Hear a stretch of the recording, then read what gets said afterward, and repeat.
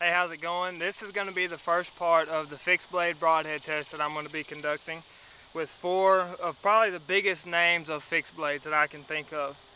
All of them, with the exception of one, has a mechanical line that I'm going to try to test as well. The one that does not have the mechanical line is voted usually the best fixed blade broadhead of the year every single year by several different magazines and publishers, and that's the Q80 Exodus. Let's get a good close-up on it. Alright, it's a Q80 Exodus. It's a 3-blade. This one's called the sweatback model. All these are in 100 grain. But this thing has a super low profile from your arrow to the tip, and very, very aerodynamic. So you get a low profile broadhead with a great blade angle. Super durable material. It's all steel construction. Great broadhead.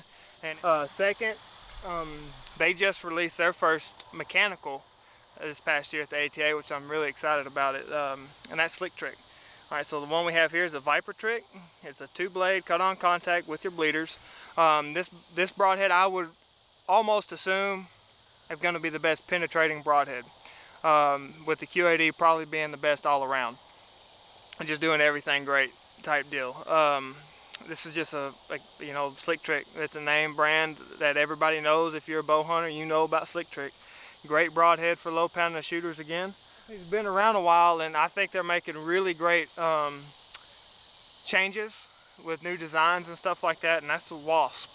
Alright, I know a couple buddies, they're from Canada, that really turned me on to these. A lot of everybody knows them. It's John and Jen Riviette. I think I pronounced that right, guys. But this has been a great broadhead. Extremely accurate. This might be the most accurate fixed blade that I personally have ever shot out of a super well-tuned bow. I have shot one pig. I did not find the pig, but the broadhead was unfazed. So, that just boils down to shot placement on my end. But the broadhead did very, very well in accuracy, penetration. I honestly think I shot 2 pigs that night. But all in all, this is probably one of the most accurate broadheads I've ever shot. Up next is going to be the Wacom. This is the 4-blade Wacom. This broadhead is impressive. I have not shot him. I have a buddy that has, and he sent me a video of him actually shooting the deer and everything, and it was unreal. Trying out the 4-blade version of it, and that is because I want to see.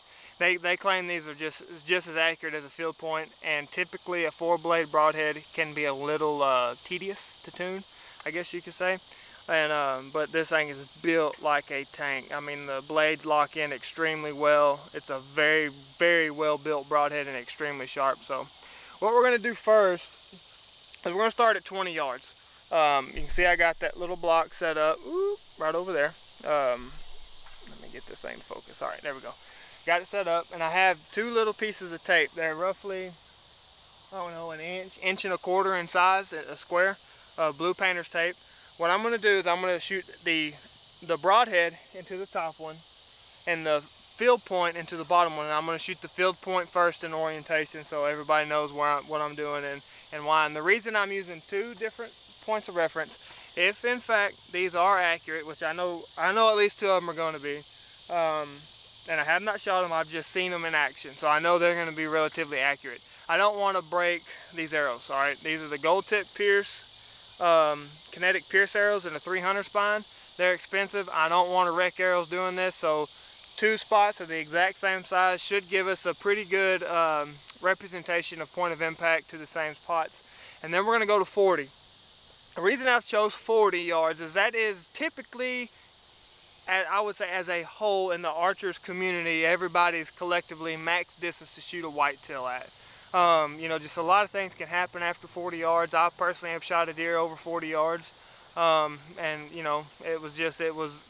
was perfect, no wind. Actually the right amount of wind to cover up the sound of the bow. He was unalert the buck was unalert of my presence, and I just zapped him at 42 yards.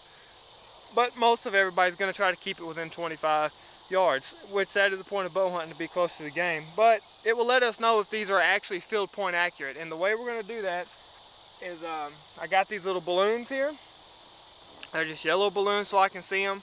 I'm not going to shoot field points because at 40 yards you should be able to shoot a 4-inch circle. These are roughly 3.5 to 4 inches, all 4 of them. They're all about the same size, as close as I could get them. And so I'm just going to tape them to the target. We're going to see if we can smack them, you know, just kind of interactive. So we're going to hop into it. The first broadhead, I'm going to shoot the broadheads in order that I showed them to you at. So we're going to get the Q80 up first, Slick Trick, WASP, and then the Wacom. So, and again, all these are in 100 grain models too. So let me get my release on. We're at 20 yards and we're going to shoot a field point first. And field point's going to the bottom. Okay, field point to the bottom of the target. Alright, hit it. That's what I wanted. And I will take note that I had a request to do this without the vanes being indexed to the broadhead. And they are not indexed. This broadhead isn't, at least. I haven't checked the other one, but it is not indexed. Alright, so both those are touching the blue dot. I don't think you can really go wrong with that. We'll zoom in real quick and then I'll go get those arrows.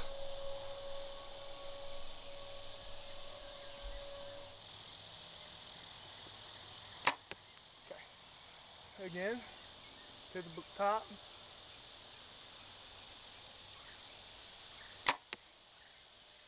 That did not go where that pin was. So what I'm going to do, we're going to verify that one. I'm going to go run down and pull it, shoot it again. Same spot. Alright, so hear me? I'm not going to shoot the field point anymore because it is in fact inside that 1-inch circle or dot. So, but Slick Trick, for me, personally, you're not field point accurate without tuning. Now granted, that little mishap can be tuned out and probably 2 more shots if I wanted to play with it. But I'm looking for a field point accurate broadhead. Up next is the drone. Again, not indexed. Going to the top circle, top blue dot.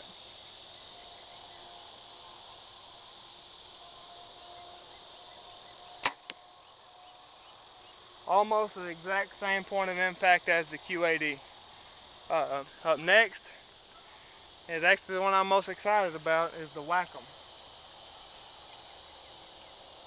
Hope I'm not disappointed. Like I was actually a little disappointed in that Slick Trick. Again, not indexed.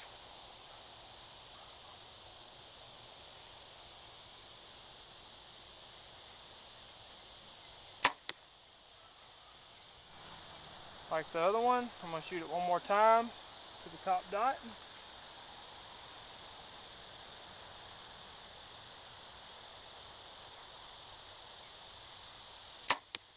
Same exact spot. That's, to me, is as real as you can get. Does that discredit Wacom or Slick Trick from being a good broadhead? Absolutely not. If I did a little bit of broadhead tuning, both of those would be right in the same spot.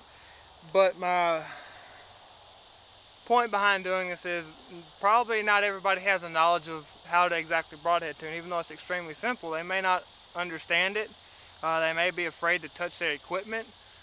And I'm really looking for a broadhead that is truly field point accurate right out of the box. And just with a simple paper tune like you're going to get at every pro shop, you know, you go to, you can ask for a paper tune, they'll clean your hole up, and you can screw, in my opinion, you could put on that WASP drone and that Q80 Exodus and shoot just with your field points.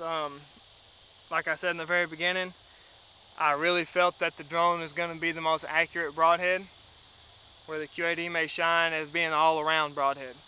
I'm not done testing, but I am not going to shoot the Wacom or the Slick Trick at 40 yards because I'm not messing with my sight and tape right now and messing up my marks and resighting in my bow, because they were shooting roughly 4 inches to the left at 20 yards, That's going to be probably 8 at 30, 12 at 40, which is not going to even allow me to hit the target. So I'm going to stay with the broadheads that were the closest to that blue dot. Alright, so we are at 40 yards. You can see the little yellow balloon down there. Again, I'm going to shoot field point first. One to also reference my sight tape. I do not have this bow completely sighted in. So again, Q80 Exodus and the WASP drone at 40 yards. Alright, that's as close as I can get to that 4-inch little balloon.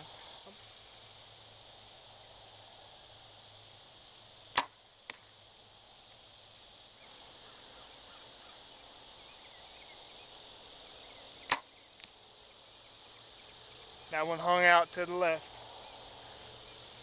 Okay, I'm going to run down there. I'm going to shoot it one more time, but it looks like I'm straight left from that balloon, about 2 inches. Yep, left. I'll watch it hook it left. Okay, that's about as real as I can make an accuracy test with no tuning. If I tune this bow, there's not a doubt in my mind. The only one that looks like may not fly very well still is going to be the Slick Trick, just because it did plane itself down low.